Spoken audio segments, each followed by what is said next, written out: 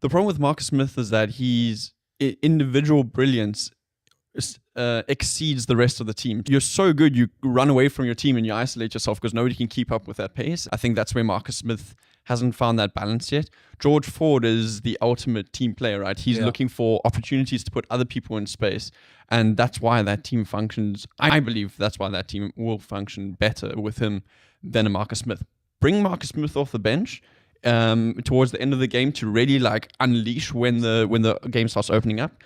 I'd argue the best thing that can happen for Marcus Smith is that he does become the bench who can play at fullback and at fly half. And we were talking about innovation and what in rugby. I think that's one of the massive impacts Rassie Erasmus has had on rugby, and it's starting to bleed through everywhere. Is the bench and the importance of the bench in rugby. I think the bench is more important than it's ever been in rugby union. I think in the past you'd pick your best 15 and then try and pick your best, on the bench. Coaches are compromising having some of their best players start the game, understanding that the last 20 minutes, particularly, we talk about fine margins. Rugby is the sport of fine margins, I would argue, amongst the top 6 sides in the world. No, I completely agree with you. And Malcolm Marx is the best example of it for a long time because he was the best hooker but he wasn't starting because the impact that he had in the last 30 minutes of a game were greater than what he could deliver in the first 50.